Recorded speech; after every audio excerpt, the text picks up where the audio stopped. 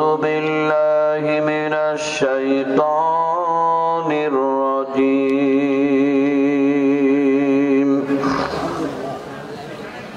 بسم الله الرحمن الرحيم وإذ قال لقمان لابنه وهو يعظه يا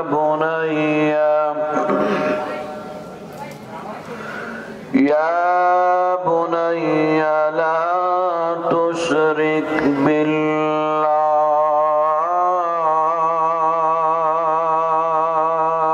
بالله إن الشرك لظلم عظيم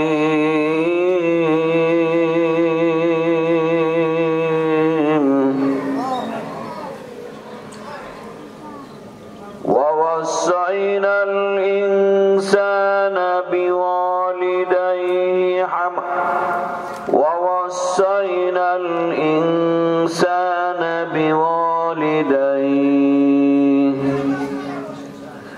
وقال تعالى في شان حبيبه إن الله وملائكته يصلون على النبي يا أيها الذين آمنوا صلوا عليه وسلموا تسليما اللهم صل على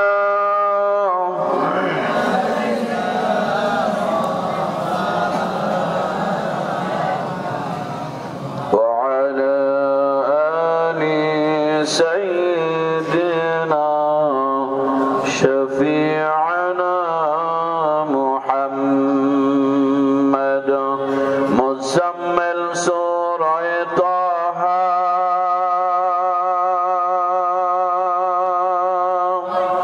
आपकी शान में उतरा सदलौलाक कलमा पहुँचा लक़ब आपको मिला यासीन अल्लाहुम्मा सल्ली अला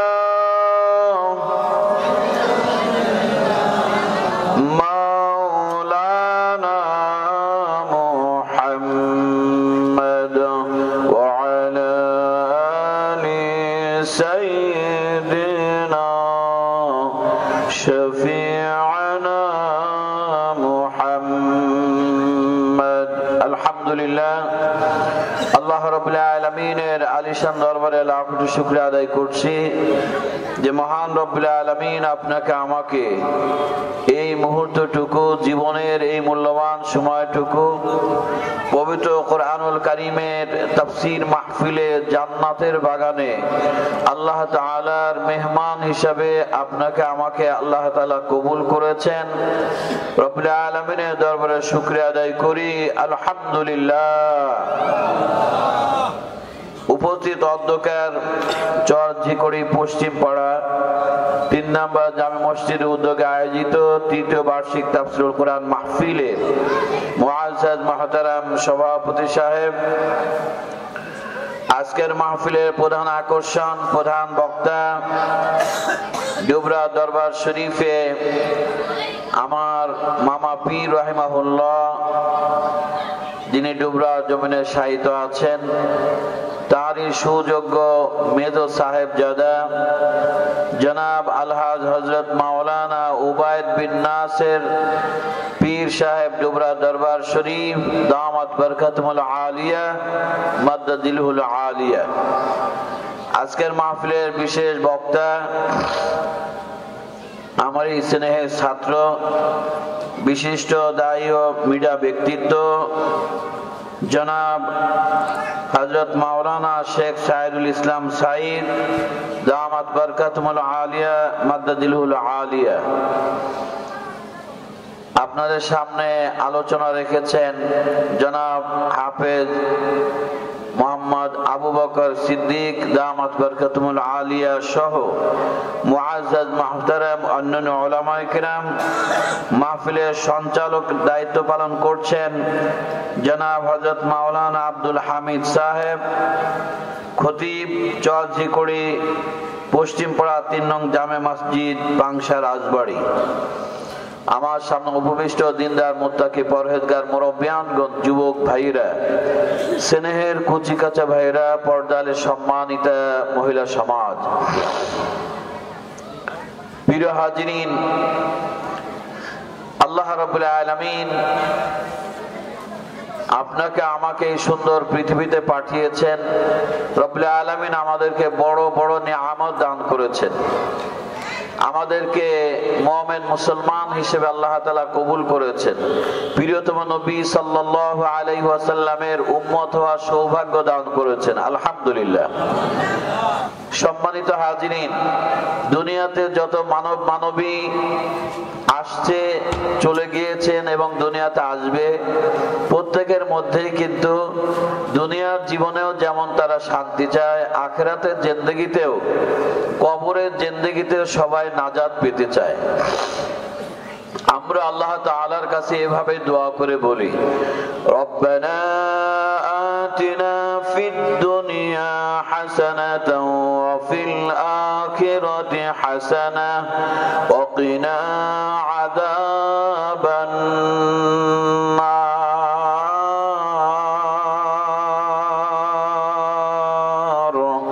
রব্বুল আলামিন আমাদেরকে দুনিয়াতে কল্যাণ দাও, রব্বুল আলামিন আখিরাতেও আমাদেরকে কল্যাণ দাও, নাজাত দাও। রব্বুল আলামিন আমাদেরকে পরকালের জিন্দেগিতে জাহান্নাম থেকে আমাদেরকে মুক্তি দাও। আমার ভাই বাবারা, এভাবে করে আল্লাহ তাআলার দরবারে আমরা ফরিয়াদ করে করে আমরা বলি। আমার ভাই বাবারা, কিন্তু দুনিয়ার জিন্দেগিতে আমরা অনেক সময় আমরা ভুলে যাই। আমরা ভুলে যাই কবরকে, আমরা ভুলে যাই মৃত্যুকে, আমরা ভুলে যাই আল্লাহ তাআলার দরবারে দণ্ডায়মান হওয়াকে। ও আমার ভাই বাবারা, জীবনে কত জানাজার নামাজ পড়লাম, কতজনকে খাটে করে কবরের দিকে নিয়ে গেলাম, কতজনকে কবরের মধ্যে নামিয়ে রেখে আসলাম, মাটি চাপা দিয়েছি, কিন্তু আমি আপনি নিজের কথাটি পর্যন্ত ভুলে গিয়েছি। ঠিক না বে ঠিক? সম্মানিত হাজিরিন, খলিফা মামুনুর রশিদের ছেলে হারুনুর রশিদ, খলিফা হারুনুর রশিদের ছেলে মামুনুর রশিদ ছিল অনাড়ম্বর জীবন, সাদা সিধা জীবন যাপন করতেন। তাকে বলা হতো, তুমি খলিফার সন্তান, তুমি রাজকুমার, তোমার পোশাক থাকবে রাজকীয় পোশাক, তোমার সেই ধরনের চালচলন হবে, তুমি কেন সাধারণ পোশাক পরিধান করো? মামুনুর রশিদ, খলিফা হারুনুর রশিদের ছেলে, সে বলতো, আমি আল্লাহ তাআলার প্রেমিক, আল্লাহ তাআলার পথে চলতে চাই।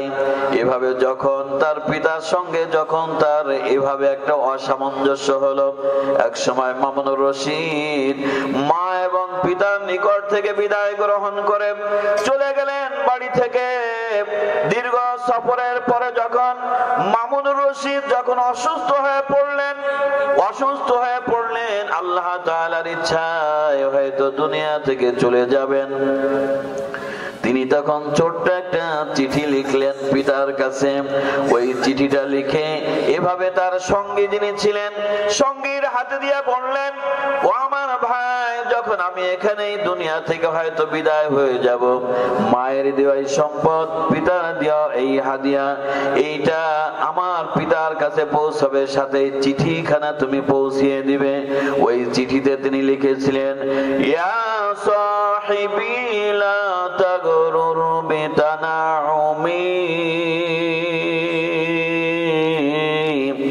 ফাল উমরু ইয়ানফাদু ওয়াল মালু ইয়াসুলু ইযা হামালতা ইলাল কুবুরি জানাজাতান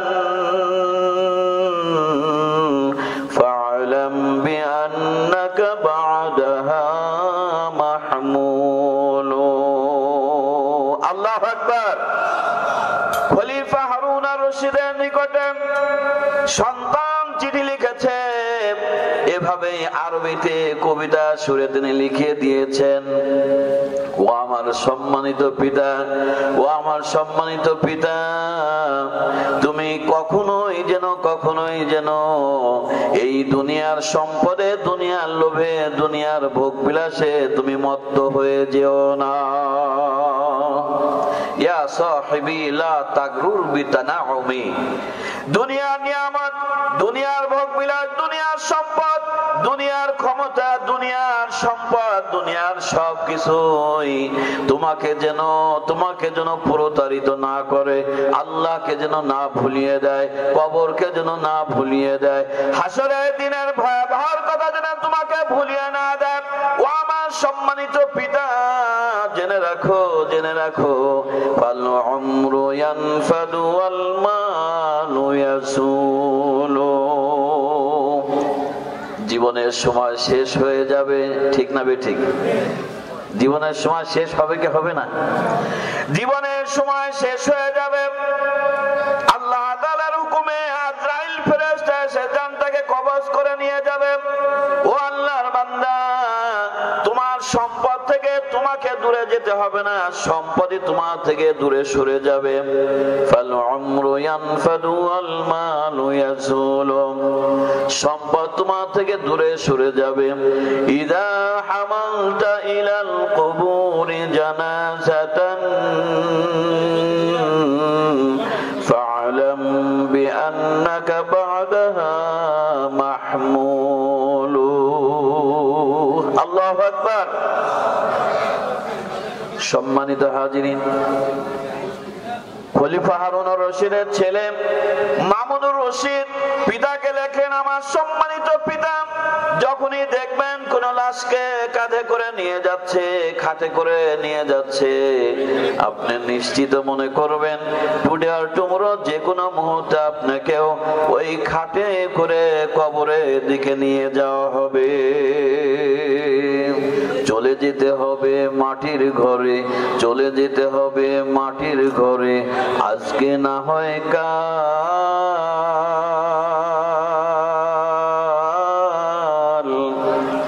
পরপারের কড়ি যেন হয় না রে ভাই জাল। চলে যেতে হবে কিনা ভাই? চলে যেতে হবে কিনা? ও আমার ভাই বাবারা, তাই আমি পবিত্র কোরআনুল কারীম সূরাতুল লুকমান থেকে আয়াতে কারিমা তেলাওয়াত করেছি। যেহেতু কবরে চলে যেতে হবে, আপনি আমার জন্য জায়গা প্রস্তুত, কাফনের কাপড় বাজারে প্রস্তুত। ও আমার ভাই বাবারা, কি করে ভুলে যাই সেই কবরকে, কি করে ভুলে যাই আল্লাহ তাআলাকে, কি করে ভুলে যাই আমার মাহশারের কথাকে। আমার ভাই বাবারা, কবর বড় কঠিন, বড় কঠিন, বড় কঠিন। আল্লাহ রাসূল বলেছেন কবর হচ্ছে বাইতুল ওয়াহদা, কবর হচ্ছে নির্জন ঘর। আল্লাহ রাসূল বলেছেন কবর হচ্ছে বাইতুদ দুদ, কবর হচ্ছে পোকা মাকড়ের ঘর। আল্লাহু আকবার।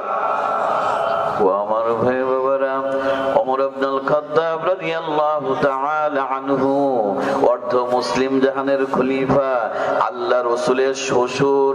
আল্লাহ রাসূলের কি ছিলেন? শ্বশুর হতেন। প্রিয়তম নবী সাল্লাল্লাহু আলাইহি ওয়াসাল্লাম ওমর ইবনুল খাত্তাব রাদিয়াল্লাহু তাআলা আনহুর মেয়ে হাফসা উম্মে হাফসা রাদিয়াল্লাহু তাআলা আনহাকে বিয়ে করেছিলেন। ওমর ইবনুল খাত্তাব রাদিয়াল্লাহু তাআলা আনহু আল্লাহ রাসূলের শ্বশুর। ওমর ইবনুল খাত্তাব রাদিয়াল্লাহু তাআলা আনহু অর্ধ মুসলিম জাহানের খলিফা। ওমর ইবনুল খাত্তাব রাদিয়াল্লাহু তাআলা আনহু আশারে মুবাশশারার একজন। সুবহানাল্লাহ বলেন। আশারে মুবাশশারা অর্থ হচ্ছে প্রিয়তম নবী সাল্লাল্লাহু আলাইহি ওয়াসাল্লাম এই সুন্দর পৃথিবীতে জীবিত অবস্থায় আল্লাহ রাসূল আল্লাহ তাআলার হুকুমে যে 10 জন ব্যক্তিকে জান্নাতি বলে ঘোষণা দিয়েছেন। কত বড় কথা, কত বড় সৌভাগ্যের কথা। এভাবে যেমন বসে আছেন আল্লাহ রাসূলের সামনে, এভাবে বসে আছেন সাহাবায়ে কেরাম রাদিয়াল্লাহু তাআলা আনহু। আমার ভাই বাবারা, হাদিস শরীফের মধ্যে এসেছে প্রিয়তম নবী সাল্লাল্লাহু আলাইহি ওয়াসাল্লাম একদা ফজরের নামাজের পরে সাহাবায়ে কেরাম রাদিয়াল্লাহু তাআলা আনহুদেরকে নিয়ে বসে আছেন। আল্লাহ রাসূল তাদেরকে উদ্দেশ্য নসিহত করছেন। বিভিন্ন ব্যক্তি বিভিন্ন প্রয়োজনে আস্তে আস্তে করে চলে যাচ্ছে। আল্লাহ রাসূলের সামনে যারা ছিলেন, সংবাদ এসে গেল সিরিয়া থেকে খাদ্য সম্ভার এসছে, খাদ্য নিয়ে উটের কাফেলা এসছে। এই সংবাদ শুনে অধিকাংশ মুসল্লিয়ানে কিরাম খাদ্য ক্রয়ের জন্য আস্তে আস্তে করে চলে গেল। আল্লাহ রাসূলের সামনে মাত্র কয়েকজন সাহাবী বসে আছেন। জিবরিল আলাইহিস সালাতু ওয়াস সালাম আসছেন। আল্লাহ রাসূলকে বললেন, ইয়া রাসূলুল্লাহ আতিব, ইয়া রাসূলুল্লাহ আপনি গণনা করুন কতজন সাহাবায়ে কিরাম আপনার সামনে বসা আছেন। আল্লাহ রাসূল গণনা, ওয়াহিদ, ইসনানে, সালাসা, আরবা, খামসা, সিত্তা, সাবআ, সামানিয়া, তিসআ, আশারা। আল্লাহ রাসূল বললেন 10 জন সাহাবায়ে কিরাম আল্লাহ রাসূলের সামনে বসা আছেন। সুবহানাল্লাহ বলেন। আল্লাহ রাসূল গণনা করলেন 1 থেকে 10 পর্যন্ত 10 জন সাহাবী সেখানে বসা আছেন। জিবরিল আলাইহিস সালাতু ওয়াস সালাম বললেন, ইয়া রাসূলুল্লাহ, আল্লাহ রাব্বুল আলামিনের পক্ষ থেকে বলা হয়েছে আপনি বলুন, কুল আবু বকর ফিল জান্নাহ, ওমর ফিল জান্নাহ, ওসমান ফিল জান্নাহ, আলী ফিল জান্নাহ, আব্দুর রহমান ইবনে আউফ ফিল জান্নাহ, ইলা আখিরিল হাদিস। ওয়া আমার ভাই বাবারা, জিবরিল আলাইহিস সালাতু ওয়াস সালাম বললেন, ইয়া রাসূলুল্লাহ, আল্লাহ রাব্বুল আলামিনের পক্ষ থেকে ঘোষণা এসেছে আপনি বলে দিন আপনার সামনে যে 10 জন সাহাবায়ে কেরাম রাদিয়াল্লাহু তাআলা আনহুম বসা আছেন, আপনি একা করে নাম ধরে ধরে বলে দিন, আবু বকর জান্নাতি, ওমর জান্নাতি, ওসমান জান্নাতি, আলী জান্নাতি, আব্দুর রহমান ইবনে আউফ রাদিয়াল্লাহু তাআলা আনহুম তারা জান্নাতি। আল্লাহু আকবার। কত বড় খুশনসিব! আল্লাহ রাসূল জিবরিল আলাইহিস সালাতু ওয়াস সালামের মাধ্যমে এভাবে জীবিত আল্লাহ রাসূলের সামনে বসা 10 জন ব্যক্তিকে জান্নাতি বলে ঘোষণা দিয়েছেন। ও আমার ভাই বাবারা, আপনাদের দৃষ্টি আকর্ষণ করছি, কবরের কথা বলছিলাম, চলে যেতে হবে কবরে। কবর হচ্ছে নির্জন ঘর। আল্লাহ রাসূল বলছেন কবর হচ্ছে পোকামাকড়ের ঘর। কিসের ঘর? পোকামাকড়ের ঘর। আমার ভাই বাবারা, ওমর ইবনুল খাত্তাব রাদিয়াল্লাহু তাআলা আনহু ক্রন্দন করছেন, চোখের পানি ফেলছেন কবরের কথা আলোচনা করে। আমিরুল মুমিনিনকে জিজ্ঞাসা করা হচ্ছে, আমিরুল মুমিনিন আপনি কেন ক্রন্দন করছেন? আপনি তো হচ্ছেন আশারে মুবাশশারা, আল্লাহ রাসূল আপনার জান্নাতের সুসংবাদ দিয়েছেন, আপনি হচ্ছেন প্রথম সারির মুসলমান, আপনি হচ্ছেন অর্ধ মুসলিম জাহানের খলিফা, আপনি হচ্ছেন এত সম্মান এত মর্যাদা, আর আপনি কবরের কথা স্মরণ করে আপনি ক্রন্দন করছেন কেন?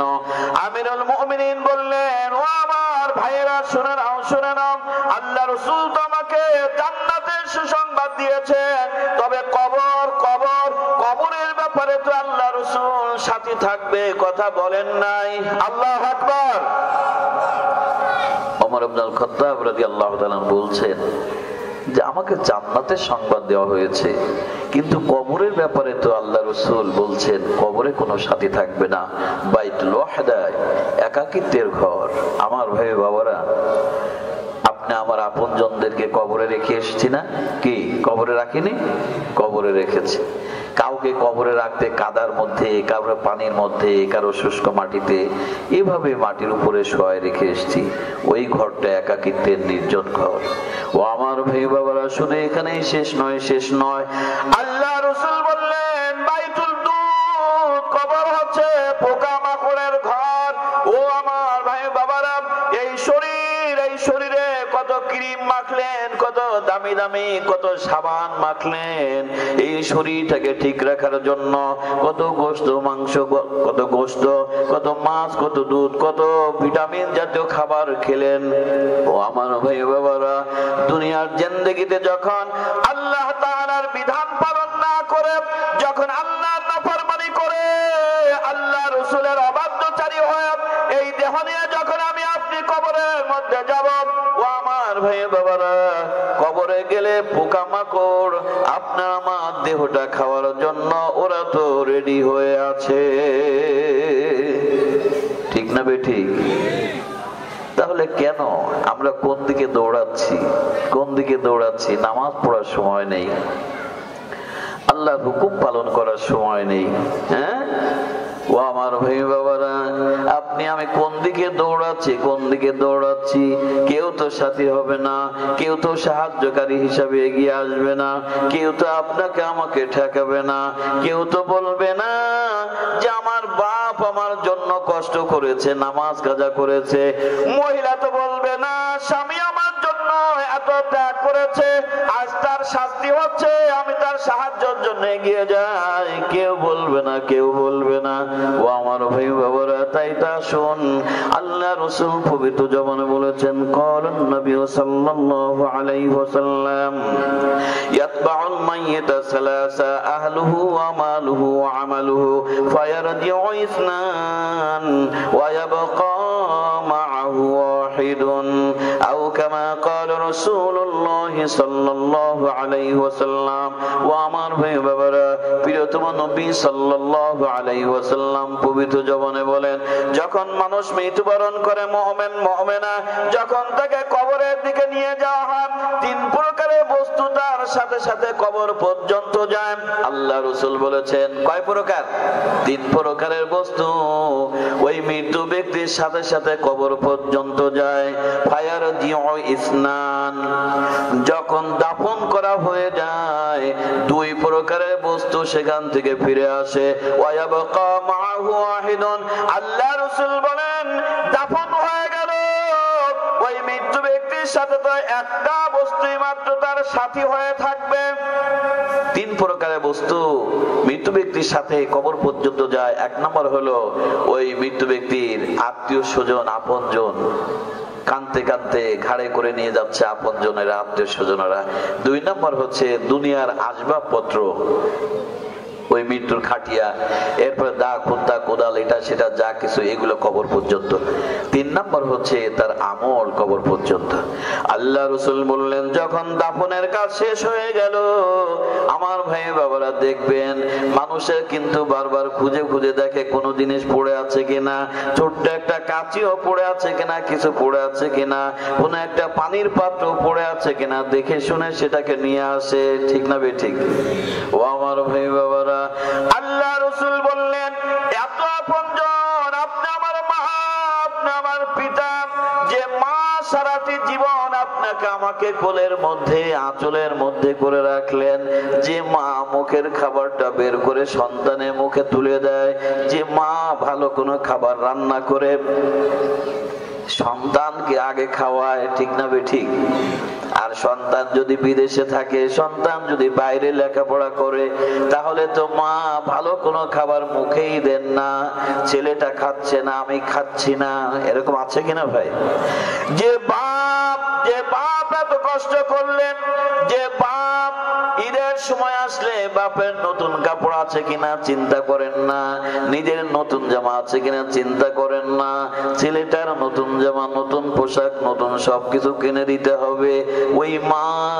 ওই মাকে যখন দাফন করে আসলো, কোন সন্তান দুনিয়াতে নেই, ওই সন্তান তো দুনিয়াতে নেই যে মার কবরের পাশে দাঁড়িয়ে থাকে। আছে? বলেন আছে? সবাই চলে আসে। আল্লাহ রাসূল বললেন শুধুমাত্র থাকে তার আমল। কি থাকে? ওয়ায়াবকা মাআহু ওয়াহিদুন, একমাত্র আমল তার সাথে থাকে। সুতরাং আপনাকে আমাকে যেহেতু কবরে চলে যেতে হবে, আমল নিয়ে যাওয়া দরকার আছে কি আছে না ভাই? আমরা কে কে রাজি আছি যে আমরা যেন আমল নিয়ে ওই কবরটা যেন আপনি আমার জান্নাতের বাগান হয়ে যায়? জান্নাতের বাগান তৈরি করার জন্য কে কে রাজি আছে? নারে তাকবীর! তাকবীরের ধ্বনি হলো না। প্রিয় হাজিরিন, মুমিন মুসলমানের ঈমানের শক্তির বহিঃপ্রকাশ হচ্ছে তাকবীরের ধ্বনি। আপনারা শুনেছেন ওই সিরিয়ার মুসলমান যখন সিরিয়া বিজয় লাভ করেছে, দামেস্কের মসজিদে আযানের প্রতিধ্বনি হচ্ছে, আল্লাহু আকবার ধ্বনি হয়েছে। যখন অস্ট্রেলিয়া, বাংলাদেশ, ভারত যখন খেলা হলো ফাইনাল ক্রিকেট খেলা, বাংলাদেশ যখন ভারতকে ঠকিয়ে যখন বাংলাদেশ জিতেছে, ওই ময়দানের মধ্যে সিজদায় পড়েছে, আল্লাহু আকবার ধ্বনি দিয়েছে, নারে তাকবীর।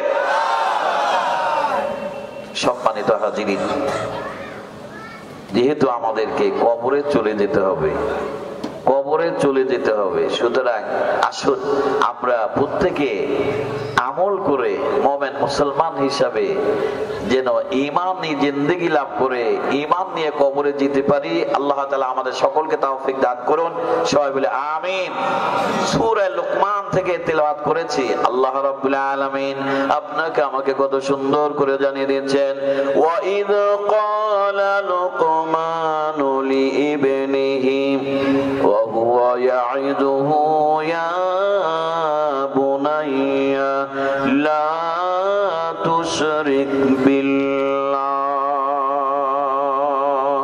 লোকমান আলাইহিস সালাতু ওয়াস সালাম তার সন্তানকে উপদেশ দিতে গিয়ে প্রথমেই বললেন, হে কলিজার টুকরা সন্তান, আল্লাহ তাআলার একমাত্র আল্লাহ তাআলা ইবাদত বندگی করবে, আল্লাহ তাআলার গোলামগিরি করবে, আল্লাহ তাআলাকে সিজদা করবে, আল্লাহ তাআলার সঙ্গে কাউকে শরীক করবে না।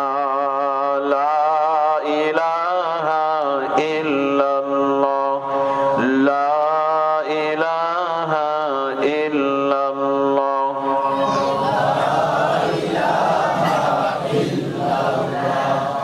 লা ইলাহা ইল্লাল্লাহ মুহাম্মাদুর রাসূলুল্লাহ সাল্লাল্লাহু আলাইহি ওয়াসাল্লাম। ও আমার ভাই বাবারা, আপনাকে আমাকে আজকের এই অধুনা বিশ্বে, আজকের এই পাপাচারের সাগরে, আপনি আমার পরিবার, আপনি আমার ব্যক্তিগত জীবনটাকে, বিশেষ করে পরিবারটাকে সাজানোর জন্য, জান্নাতি মানুষ হিসেবে জীবন গড়ার জন্য লোকমান আলাইহিস সালাতু ওয়াস সালামের এহেন উপদেশ আপনাকে আমাকেও কোরআনুল কারীম থেকে গ্রহণ করতে হবে। ও আমার ভাই বাবারা, আজকের সমাজে দেখুন, বাপ নামাজ আদায় করছে, বাপ তাহাজ্জুদ গুজার, বাপ কোরআনুল কারীম তেলাওয়াত করছে, বাপ কত নেক আমল করে, অথচ সন্তানটা বেনামাজি, মেয়েটা হচ্ছে বেপর্দা। আছে কি আছে না? আল্লাহ রাব্বুল আলামিন কত সুন্দর করে জানিয়ে দেন, ও বাপ, ও মা, ও সন্তানের পিতামাতা, তোমাদেরকে আল্লাহ তাআলা দায়িত্ব অর্পণ করেছেন, তোমাদেরকে আল্লাহ তাআলা গাইডম্যান বানিয়েছেন, তোমাদের জন্য, সন্তানের জন্য দায়িত্ব, তোমরা তোমাদের সন্তানদেরকে আল্লাহর পথে চালাবে, আল্লাহ তাআলার ইবাদত বندگির দিকে আহ্বান করবে। সর্বপ্রথম যে শিক্ষা, সর্বপ্রথম নসিহত, লা তুশরিক বিল্লাহ। লোকমান আলাইহিস সালাতু ওয়াস সালাম সন্তানকে বললেন, সন্তান, ইবাদত করবে একমাত্র আল্লাহ তাআলাকে, সিজদা করবে আল্লাহ তাআলাকে, উপাসনা করবে আল্লাহ তাআলাকে। আল্লাহ রাব্বুল আলামিন তো হচ্ছেন আমাদের রব। আল্লাহু আকবার। আল্লাহ তাআলা আমাদের স্রষ্টা, আল্লাহ তাআলা আমাদের রিজিক দাতা, আল্লাহ তাআলা আমাদের তৃষ্ণা নিবারণকারীর ব্যবস্থাপক। আমার ভাই বাবারা, এখন তো রাত অনেক বড়, রাত আস্তে আস্তে ছোট হচ্ছে, তারপরেও রাত বড়। এই বড় রাত অনেক সময় ঘুমিয়েছিলাম আমি, আপনি ঘুমিয়ে থাকি, ওই ঘুম থেকে জাগ্রত করেন আল্লাহ। ঘুম থেকে জাগ্রত করেন কে? আল্লাহ। প্রিয় হাজিরিন, লোকমান আলাইহিস সালাতু ওয়াস সালাম সন্তানকে উপদেশ উপদেশ দিচ্ছেন কলিজার টুকরা সন্তান আল্লাহ তাআলার সর্বপ্রথম ইবাদত বন্দেগী করবে। সুতরাং আপনাকে আমাকেও দায়িত্ব হলো আপনি আমার সন্তানদেরকে সেই উপদেশটা আগে দেওয়া। আমার কলিজার টুকরা সন্তান, আল্লাহ রাব্বুল আলামিন আমাদের খাওয়াচ্ছেন, আমাদেরকে পানি পান করাচ্ছেন, আমাদের সকল নিয়ামত আল্লাহ তাআলা দিচ্ছেন। সুতরাং সর্বপ্রথম সেই মাবুদ আল্লাহ তাআলাকে সিজদা করতে হবে। সম্মানিত হাজিরিন, আল্লাহ রাব্বুল আলামিন বড় খুশি, আমাকে সৃষ্টি করেছেন, নিয়ামত দিচ্ছেন। ওই মাবুদ আল্লাহ তাআলাকে বান্দা কি করে ভুলে যেতে পারে? সুতরাং আসুন আল্লাহ তাআলা যতদিন হায়াতে বাঁচিয়ে রাখেন, সর্বপ্রথম আল্লাহ তাআলা ফরজ হুকুম আমি আপনি যেন সারাটি জীবন আদায় করতে পারি। আল্লাহ তাআলা সকলকে তৌফিক দান করুন, সবাই বলেন আমিন। আল্লাহ রাব্বুল আলামিন তার হক, তার অধিকার আদায়ের সাথে সাথেই বললেন ওয়াসাইনাল ইনসানা বিওয়ালিদাইহি ইহসানা। আমি দুনিয়ার মানব মানবীদেরকে অর্ডার করেছি, হুকুম করেছি, অর্ডিন্যান্স জারি করেছি যে তারা তাদের পিতামাতার সঙ্গে সদাচরণ করবে। পিতামাতা আপনি আমার জন্য বড় নিয়ামত, পিতামাতার সঙ্গে ভালো আচরণ করা। ও আমার ভাই বাবারা, প্রিয়তম নবী সাল্লাল্লাহু আলাইহি ওয়াসাল্লাম বললেন দুনিয়ার জিন্দেগিতে আল্লাহ এবং আল্লাহ রাসূলের পরে মানবাধিকার বলতে যা কিছু বুঝি, মানুষের সঙ্গে ভালো আচরণ করা, মানুষের সঙ্গে সুন্দর ব্যবহার করা, মানুষের উপকার করা, মানুষের হক আদায় করা। যত মানব মানবী আছে দুনিয়াতে, আপনি আমার নিকটে সব চাইতে বড় হকদার হচ্ছেন মা, এরপরেও বড় হকদার হচ্ছেন মা, এরপরেও বড় হকদার হচ্ছেন মা, এরপরে হচ্ছেন বাপ, এরপরে হচ্ছেন দুনিয়ার অন্যান্য মানুষেরা। ও আমার ভাই বাবারা, পর্দালে সম্মানিতা মহিলা সমাজ ভালো করে শুনে নিন। না না তো এটা বাঁধাবো কোথায়? এটা বর্তমান বিশ্বে আপনারা হয়তো দেখেন বা জেনেছেন, এক শ্রেণীর মহিলারা যারা নারীরা তাদের অধিকার আদায়ের জন্য বিভিন্ন জায়গায় মিছিল বের করে, মানববন্ধন করে, বিভিন্ন ধরনের অনুষ্ঠান করে। প্রিয় হাজিরিন, কথা বলছি, আলোচনা আছে।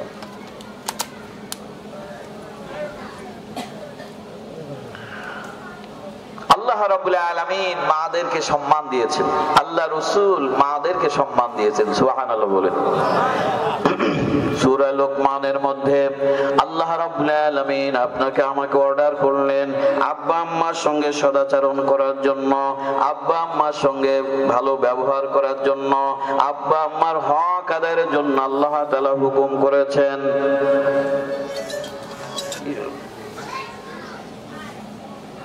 আমি আলোচনা আছি।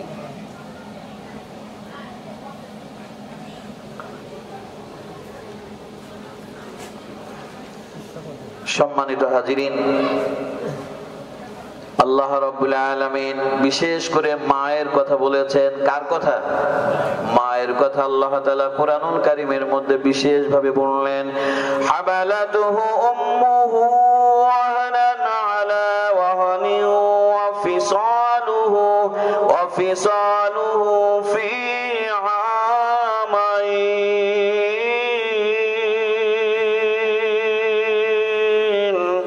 আল্লাহ রাব্বুল আলামিন বললেন ও দুনিয়ার মানব মানবীরা, মাকে ভুলে যেও না, বাপকে ভুলে যেও না, মা বাপের সঙ্গে সদাচরণ করো।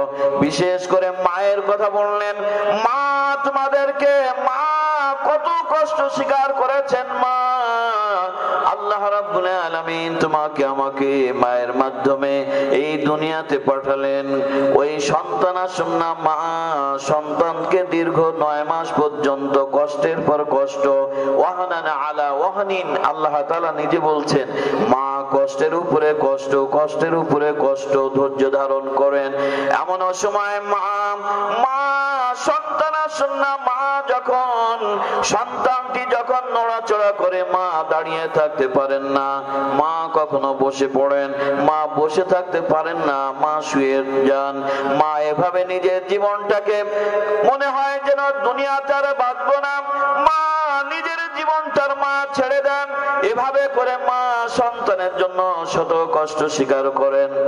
আল্লাহ তাআলা বলছেন যখন ওই শিশু যখন দুনিয়াতে আগমন করলো, মা শত কষ্ট করে করে সন্তানকে দীর্ঘ 2 বছর পর্যন্ত তাকে দুগ্ধ পান করান। আল্লাহু আকবার। ও আমার ভাই বাবারা, দুনিয়াতে আল্লাহর যে বান্দা মা বাপকে সম্মান করে, মা বাপের সঙ্গে সদাচরণ করে, ওই আল্লাহর বান্দা অন্যান্য মানুষের সঙ্গেও ভালো আচরণ করে। ঠিক না বেঠিক? যে আল্লাহর বান্দা মা বাপের সঙ্গে ভালো আচরণ করে না, ওই মানুষটি অন্যান্য মানুষের সঙ্গেও ভালো আচরণ করে না। ও আল্লাহর বান্দা বান্দিরা, ভালো করে শুনে নিন, কিছু কিছু পাপ আছে যে পাপের শাস্তি ডবল শাস্তি হয়, দুনিয়াতেও হয় আখেরাতেও হয়। কতবার হয়? 2 বার। কতবার? যে পাপের শাস্তি দুনিয়াতেও হয় আখেরাতেও হয়, ওই পাপগুলোর প্রথম নাম্বার হচ্ছে জুলুম। জুলুম অত্যাচার যারা করে, জালেম যারা হয়, ওই জালেমের শাস্তি দুনিয়াতেও আল্লাহ তাআলা দেন, জালেমের শাস্তি আখেরাতেও আল্লাহ তাআলা দিবেন। ও আমার ভাই বাবারা, ইতিহাস সাক্ষ্য দিচ্ছে, কোরআনুল কারীম সাক্ষ্য দেয়, ফেরাউন অত্যাচার করেছে, নমরুদ অত্যাচার করেছে, আল্লাহ তাআলা তাদেরকে অপমানিত করে, লাঞ্ছিত করে, পর্যদুস্ত করেছেন। আবু লাহাব আল্লাহ রাসূলকে কষ্ট দিয়েছে, আবু জাহাল আল্লাহ রাসূলকে কষ্ট দিয়েছে, নির্যাতন করেছে, আল্লাহ তাআলা তাদেরকে নাস্তানাবুদ করে দিয়েছেন। ঠিক না বেঠিক? প্রিয় হাজিরিন, কোথায় চেঙ্গিস খান, কোথায় হালাকু খান, যত ইতিহাস দেখুন না কেন, যত জালেম অত্যাচারী শাসক দুনিয়াতে অত্যাচার করেছে, জুলুম করেছে, আল্লাহ তাআলা দুনিয়াতেই তাদেরকে নিষ্পেষিত করেছেন, তাদেরকে আল্লাহ তাআলা পর্যদুস্ত করে দিয়েছেন। ঠিক না বেঠিক? জালেম অত্যাচারী সে যেই হোক না কেন, আমিও যদি জালেম হই, শাস্তি কিন্তু হবেই হবে। ঠিক না বেঠিক? প্রিয় হাজিরিন, ইতিহাস সাক্ষ্য দিচ্ছে, বর্তমান বিভিন্ন জায়গায় এর নদীর কিন্তু ফুটে উঠেছে। যারাই অত্যাচারী করেছে, যারাই অত্যাচারী হয়েছে, আল্লাহ তাআলা তাদেরকেই লাঞ্ছিত অপমানিত করেছেন। ঠিক না বেঠিক? সম্মানিত হাজিরিন, এ তো দুনিয়ার লাঞ্ছনা গেল, আখিরাতের জিন্দেগিতেও আল্লাহ তাআলা ওই অত্যাচারীদের শাস্তি আল্লাহ তাআলা তাদেরকে প্রদান করবেন। 2 নাম্বার হলো পিতামাতার অবাধ্যচারী সন্তান। যে সন্তান পিতামাতার সঙ্গে খারাপ আচরণ করে, পিতামাতার মনে কষ্ট দেয়, পিতামাতার মনে আঘাত দেয়, পিতামাতার শরীরে আঘাত করে, পিতামাতার সঙ্গে খারাপ আচরণ করে, ওই অবাধ্য সন্তানদেরকে আল্লাহ তাআলা দুনিয়াতেও শাস্তি দিবেন, আখিরাতেও তাদের শাস্তি আছে। আমার ভাই বাবারা, প্রিয়তম নবী সাল্লাল্লাহু আলাইহি ওয়াসাল্লামের পবিত্র জীবনের একটা হাদিস শুনুন। প্রিয়তম নবী সাল্লাল্লাহু আলাইহি ওয়াসাল্লাম বললেন, বানি ইসরাইলের মধ্যে আল্লাহর একজন বান্দা ছিলেন বড় আবেদ, যার নাম ছিল জুরাইজ। কি নাম? জুরাইজ নাম। বড় আবেদ, ইবাদত বন্দেগী করে। জুরাইজ দেখলো বাড়িতে ইবাদত বন্দি করাটা, ইবাদতের মধ্যে একাগ্রতা আসে না, ছেলে আছে, মেয়ে আছে, স্ত্রী আছে, ভাই বোন, পিতামাতা। অতএব জুরাইজ ঘর বাড়ি ছেড়ে একটু দূরে গিয়ে লোকালয় ছেড়ে একটা ইবাদতগাহ তৈরি করলো। ওই ইবাদতগাহের মধ্যে সার্বক্ষণিক ভাবে সেই ইবাদত বন্দেগী করে। কথাটা হচ্ছে, মা বাপের সঙ্গে যারা খারাপ আচরণ করবে, দুনিয়াতেও কিন্তু তার শাস্তি, তার পানিশমেন্ট কিন্তু পেয়ে যাবে। কি ঠিক না বেঠিক? সম্মানিত হাজিরিন, জুরাইজ চলে গেল লোকালয় ছেড়ে, ইবাদত বন্দেগী করছে। এমনও একটা সময় মা জুরাইদের মা গেল জুরাইদের কাছে, যে ডাকছে জুরাইদ, ও জুরাইদ আমি তোমার মা এসছি। এভাবে যখন ডাকাডাকি করছে, জুরাইদ তখন নামাজের মধ্যে, কিসের মধ্যে? নামাজের মধ্যে। জুরাইদ তখন ইবাদতের মধ্যে আছে আল্লাহ তাআলার কাছে। তখন এভাবে ফরিয়াদ করছে, মাবুদ আল্লাহ আমি তো তোমার ইবাদতের মধ্যে আছি, ওদিকে আমার মা আমাকে ডাকাডাকি করছে, কোন দিকে আমি যাই? শেষ পর্যন্ত জুরাইদ ইবাদতের মধ্যে থেকে গেল, মায়ের ডাকে সাড়া দেয়নি। মা শেষ পর্যন্ত ফিরে চলে গেলেন। দ্বিতীয় দিন মা এসছেন, আবার ডাকাডাকি করলেন। দ্বিতীয় দিনও জুরাইদ ইবাদতের মধ্যে, মায়ের ডাকে সাড়া দিলেন না। তৃতীয় দিন মা এসছে, জুরাইদ আমি তোমার মা এসছি। জুরাইদ দিনও মায়ের ডাকে সাড়া দিলেন না। মা মনে বড় কষ্ট পেলেন। মা তখন বললেন আল্লাহর কাছে, মাবুদ আল্লাহ আমার সন্তান জুরাইদ আমার ডাকে সাড়া দেয়নি। ও মাবুদ আল্লাহ আমার সন্তান যেন কোনো পাপিষ্ট মহিলার মুখ না দেখা পর্যন্ত যেন মৃত্যুবরণ না করে। নাউযুবিল্লাহ বলেন। মা মনে কষ্ট পেয়েছেন। প্রিয় হাজির, মাসআলা শুনুন।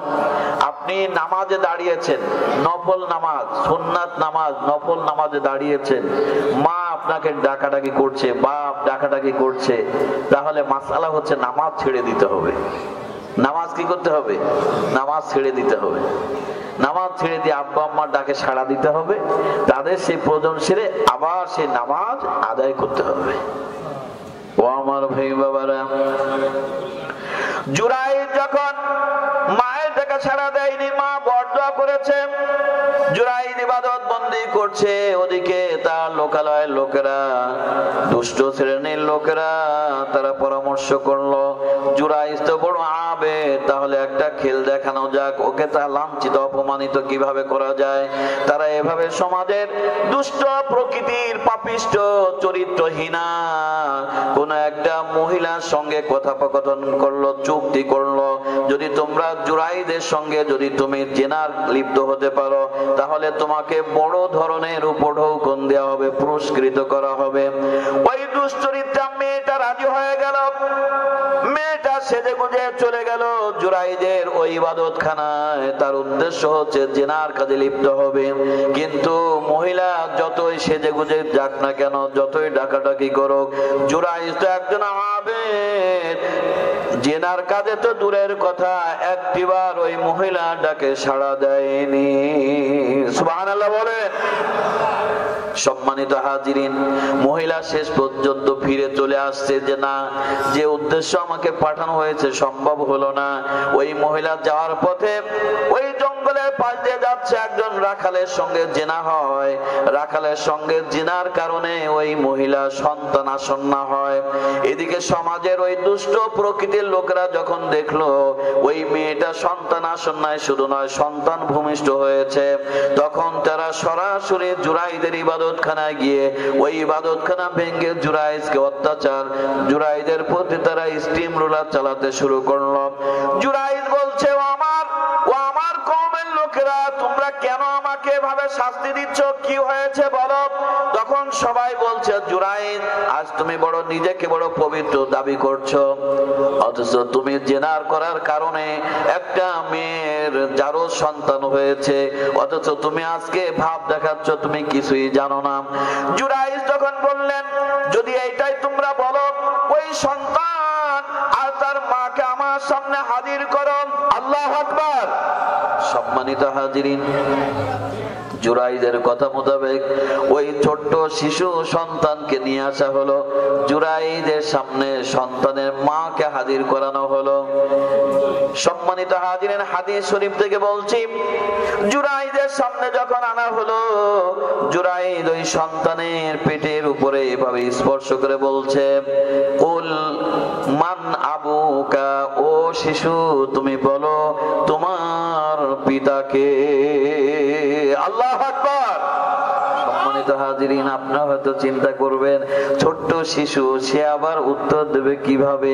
সম্মানিত হাজিরিন, পবিত্র কোরআনুল কারীমের তাফসীরের মধ্যে এসেছে আল্লাহ রাব্বুল আলামিন দুনিয়াতে এভাবে তিনটা শিশু দোলনায় থাকা, ওই শুয়ে থাকা শিশুদের থেকে আল্লাহ তাআলা জবান খুলে দিয়েছেন। সুবহানাল্লাহ বলেন। তার মধ্যে এই জুরাই তার নিষ্কলঙ্ক প্রমাণ করার জন্য যখন পেটের উপরে স্পর্শ করে জিজ্ঞাসা করেছেন, উলমান আবুকা, ও ছোট্ট শিশু, আল্লাহর দোহাই দিয়ে বলছি তুমি বলো তোমার পিতাকে। তখন এই শিশুর জবান খুলে গিয়েছে, বলছে আমার পিতা হচ্ছে অমুক একজন রাখাল। আল্লাহু আকবার। সম্মানিত হাজিরিন, আর একজন শিশু কথা বলেছিলেন, সেই শিশু হচ্ছেন হযরত ঈসা আলাইহিস সালাতু ওয়াস সালাম। মারিয়াম আলাইহা সালাতু ওয়াস সালাম যখন ঈসা আলাইহিস সালাতু ওয়াস সালামকে কোলে করে নিয়ে যখন কওমে নিয়ে আসলেন, মারিয়াম আলাইহা সালাতু ওয়াস সালাম বিবাহ হয় নাই, যেহেতু তার কোনো স্বামী নাই, আর তার পিতা ছিলেন বাইতুল মুকাদ্দাস মসজিদের খতিব, তার মা ছিলেন একজন নেককার রমণী।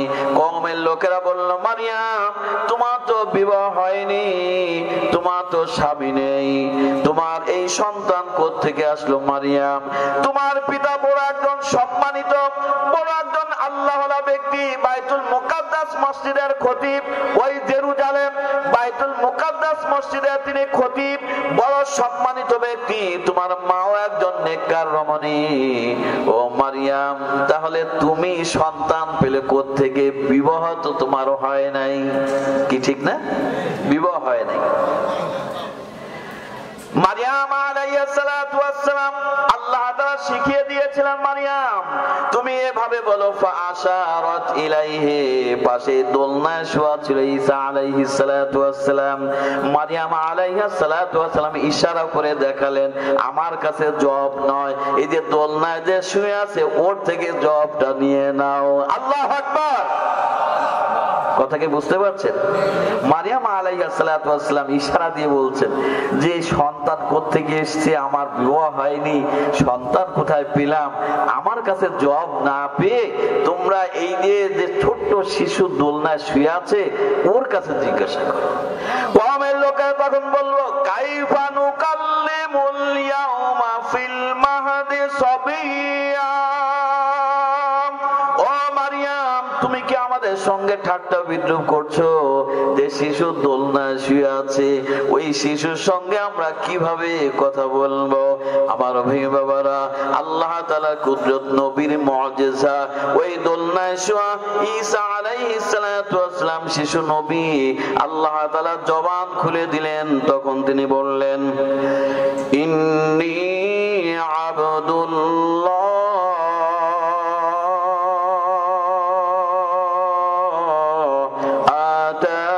الكتاب وجعلني نبيا।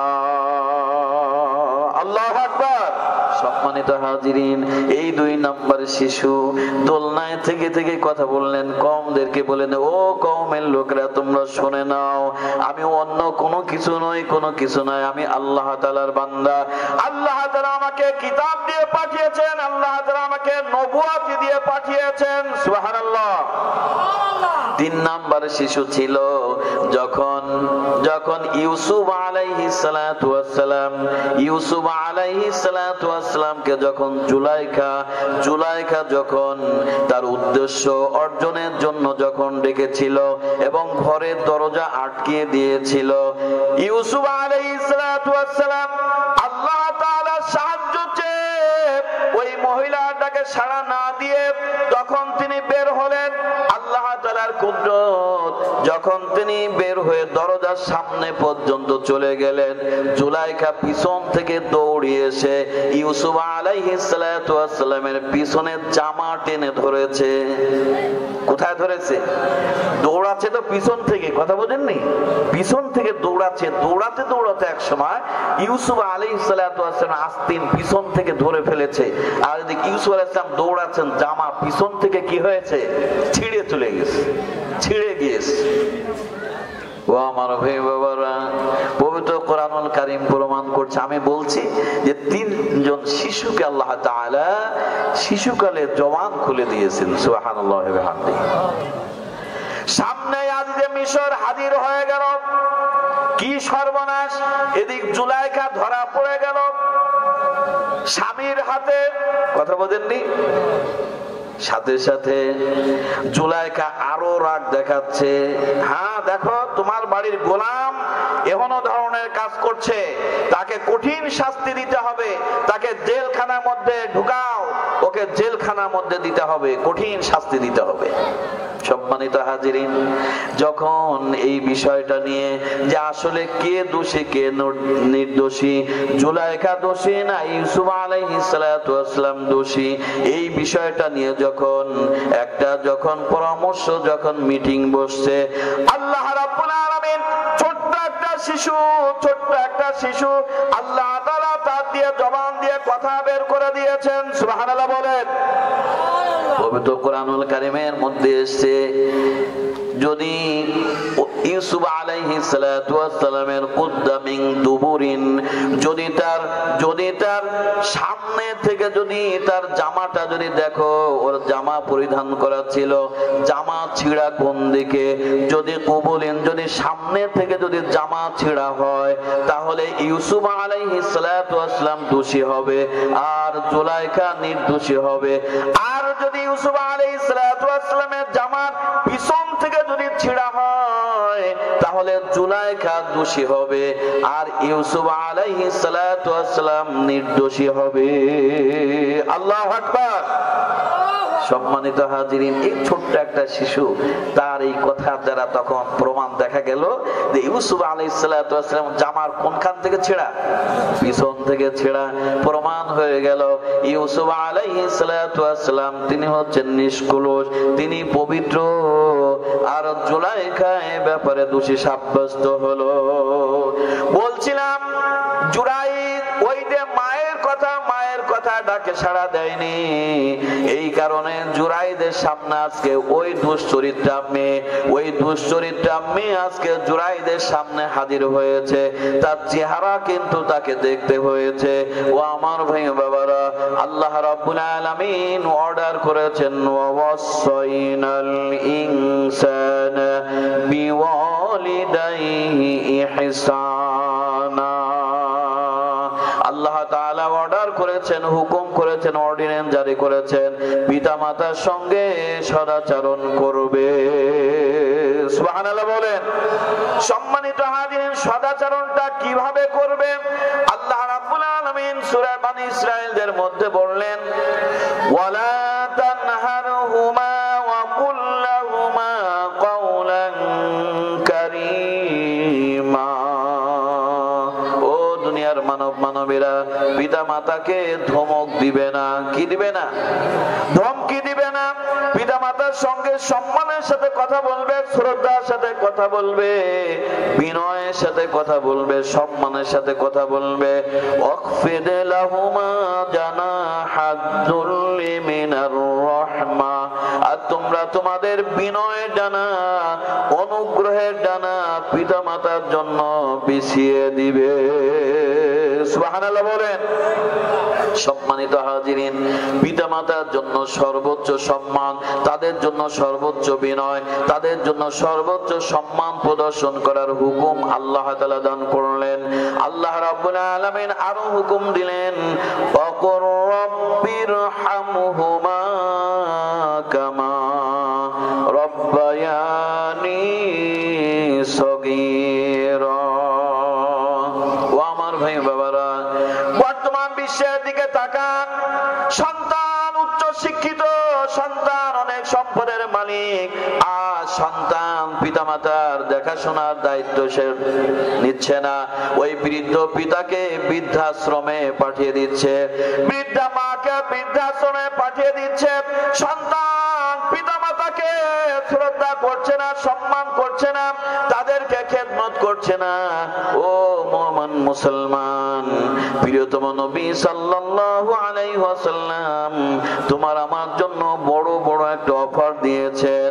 ও দুনিয়ার দুনিয়ার মানুষেরা, যদি তুমি আহলে জান্নাতি হতে চাও, যদি তুমি মাবুদ আল্লাহ তাআলাকে খুশি করতে চাও, তোমার পিতা মাতাকে তুমি খুশি করে নাও। সুবহানাল্লাহ। সম্মানিত হাজিরিন, আমরা অনেকে লক্ষ লক্ষ টাকা খরচ করে হজ করে আসেন। আল্লাহর বান্দারা বর্তমান তো 5 থেকে 6 লক্ষ, 7 লক্ষ, 8 লক্ষ টাকা খরচ করে হজ করে। আল্লাহ রাসূল বললেন, দুনিয়ার কোন সন্তান যদি পিতামাতার চেহারা দিকে নেক নজরে যদি একবার তাকায়, কতবার? যদি একবার তাকায়, আল্লাহ রাসূল বলেন আল্লাহ তাআলা তাকে একটা কবুলিয়াত হজ্জের সওয়াব দান করেন। সম্মানিত হাজিরিন, আল্লাহ রাসূলকে জিজ্ঞাসা করা হলো, ইয়া রাসূলুল্লাহ, ইয়া রাসূলুল্লাহ, যদি কোন সন্তান তার পিতামাতার চেহারার দিকে যদি একাধিকবার যদি তাকায়, আল্লাহ রাসূল বললেন আল্লাহ রাব্বুল আলামিন তাকে একাধিক কবুলিয়াত হজ্জের সওয়াব দান করবেন। সুবহানাল্লাহ। সম্মানিত হাজিরিন, সুতরাং আপনারা আমার যাদের আব্বা আম্মা দুনিয়াতে বেঁচে আছে, তাদের খেদমত করা কি নফল না সুন্নাত? বলেন তো। ফরজ। মাশাআল্লাহ। এই আমার সামনে তো তাফসীর কারক বড় একজন দেখছে আছে। পিতামাতার সঙ্গে পিতামাতার খেদমত করাটা কি ফরজ। নামাজ যেমন ফরজ, পিতামাতার সঙ্গে ভালো আচরণ করা, তাদেরকে খেদমত করাও ফরজ। ও আমার ভাই বাবারা, আল্লাহ রাব্বুল আলামিন আপনাকে আমাকে জানিয়ে দিচ্ছেন, قد أفلح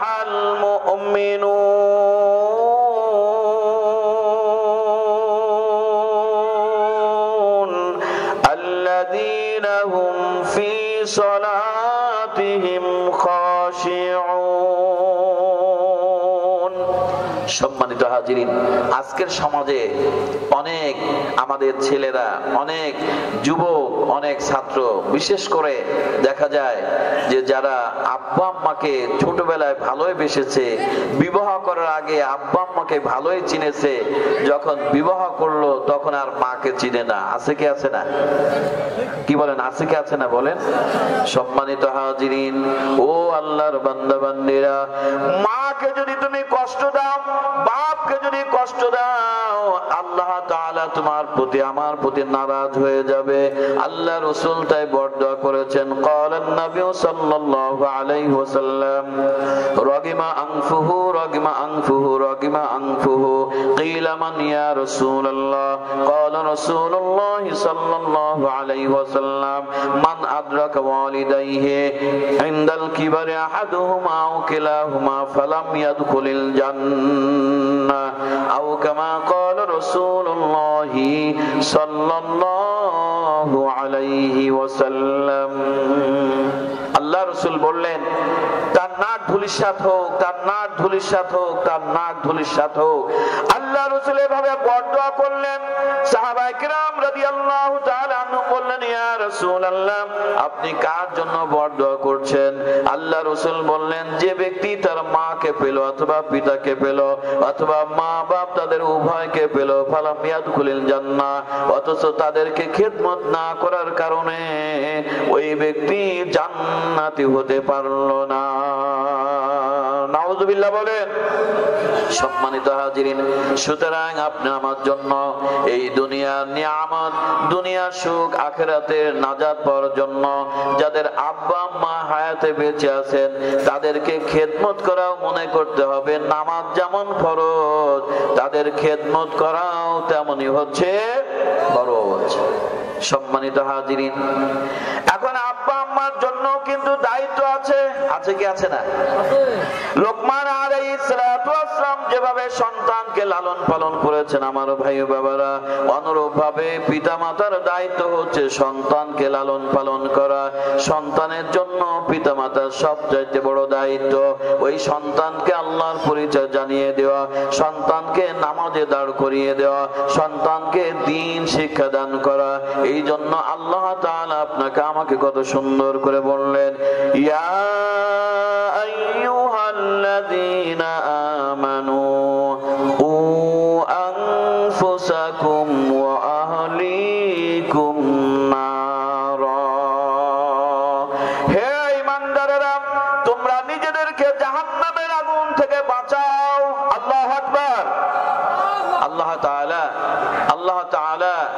প্রথমে বলেছেন নিজেকে বাঁচাও।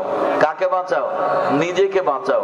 ভাই তাহলে বলুন তো দেখি, আমি ফজরের নামাজ, ঈশার নামাজ, 5 ওয়াক্ত নামাজ পড়ি না, আল্লাহর নাফরমানি করি, সুদের কারবার করি, ঘুষের কারবার করি, জুলুম করি, অত্যাচার করি, বিভিন্ন পাপাচারে লিপ্ত হই, আপনি যা কিছু বলেন না কেন যে হুজুর এই কারণে ওই কারণে সেই কারণে এটা কারণে করি, আমার ভাই বাবারা কেউ আপনি আমার সহায়ক হবে না।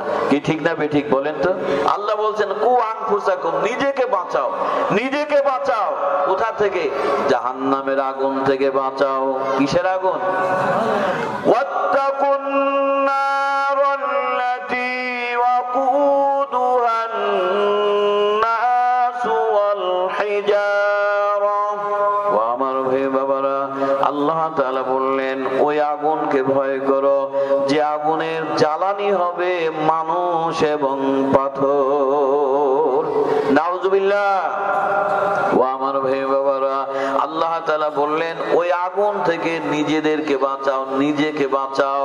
তাহলে আপনার